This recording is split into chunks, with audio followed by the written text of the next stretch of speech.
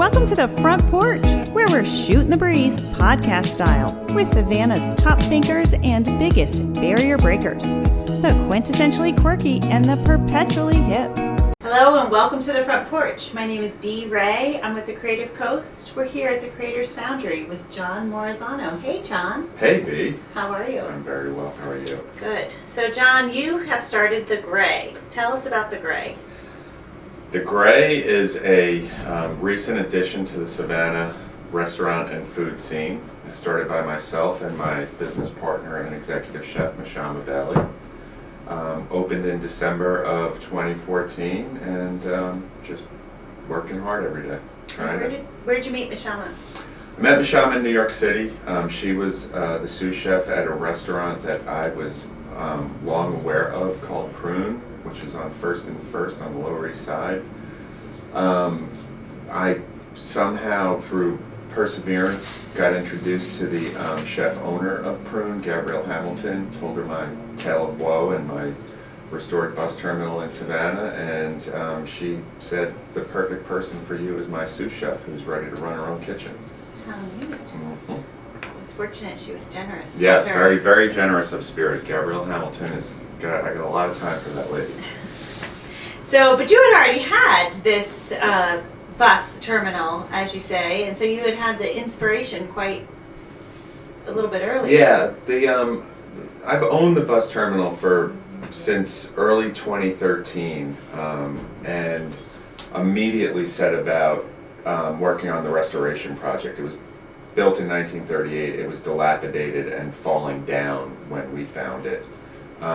Started working on the restoration, historic preservation, federal tax credit project, so we did it, we brought it back to really it's what it was in 1938, and that was the primary driver.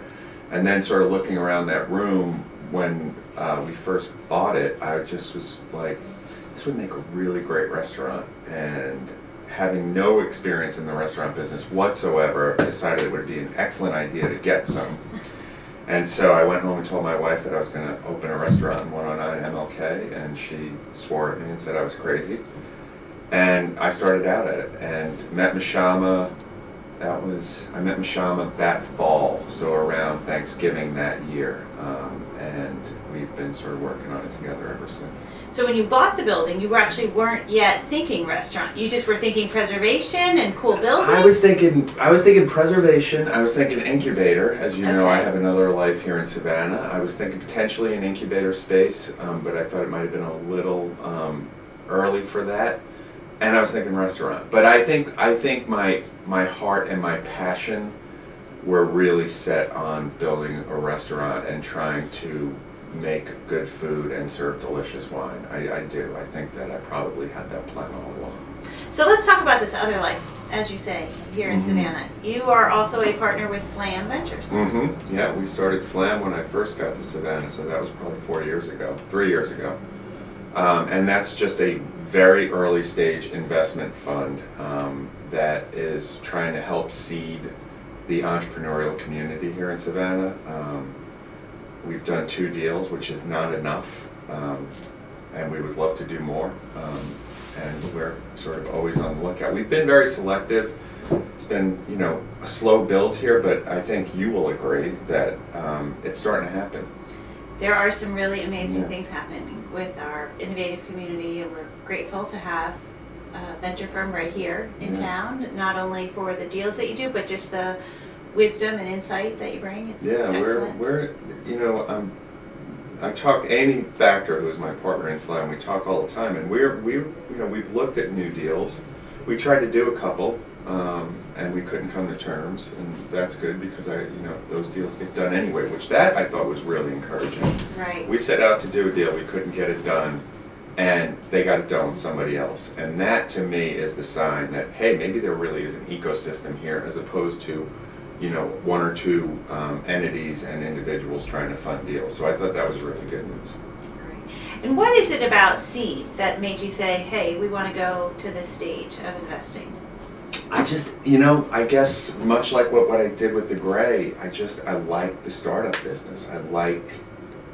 It's the only thing I've done. I feel like if I have one area of expertise, it's like helping people formulate their ideas and at least take them from idea phase to prototype to reality. And, I also, after 25 years of doing that, have gotten a very thick skin, which when you do that for a living, you have to. So I have no fear of failure. And I think that that is something that most entrepreneurs need to learn, is that you're going to fail more often than you're going to succeed. And you got to get over yourself. If you can't, then you're in the wrong business. Then you should get a job. And how do you teach someone that? Yeah, I don't. That's an experiential thing. You don't teach them. I think that they fall down, and if they get back up, then they learn something. And if they don't get back up, then those aren't the folks you want to invest in. If adversity sort of wears you down, then you're not the right personality type to play the entrepreneur game. So I lived on Defusky Island, and on Defusky, in order to make a living, the sort of the person who delivered the mail also delivered the children for the school bus. That's sort of, and so your name came up when we were it was just one of these great moments where I was at dinner at the Gray with two people that are building a game design company, and they'd spent years at Activision. And we said, well, there is a venture capital firm in town, and I'd love to introduce you. And they said, well, great. Well, do you know where to find him? I said, well, he's that guy over there pouring the water. Yeah, exactly. And it was a very special way that, and then you came upstairs, and do you remember what you said?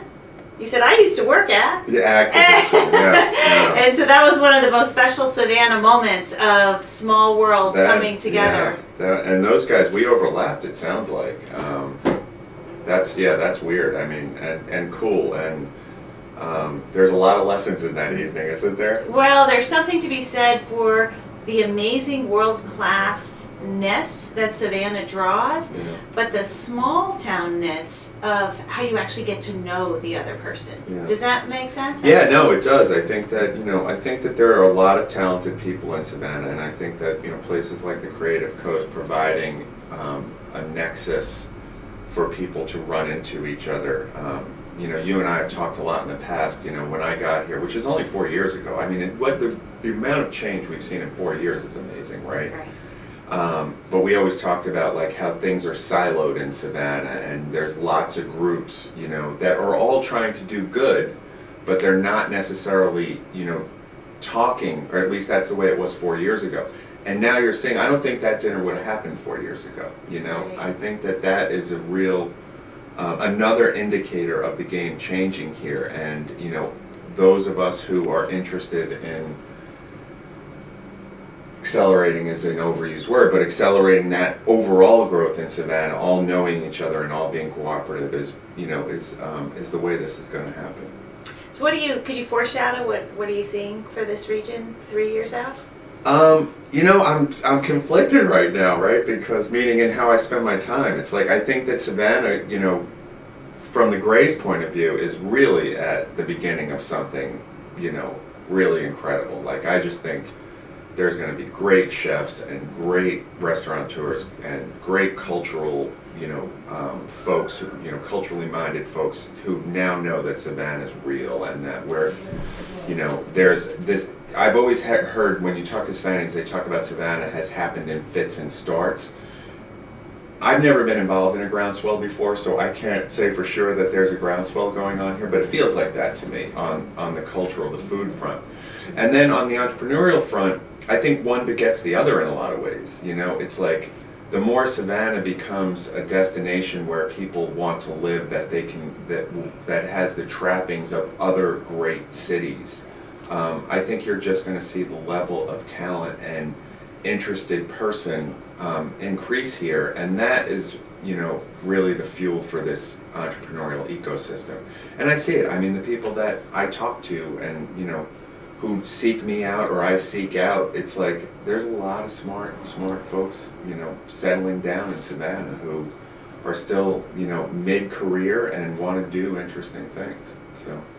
Well, there you have it. Thank you, John Morisan. Thank you for all you do at the Gray and with Slam, and just for being a part of the Creative Coast. Thank you.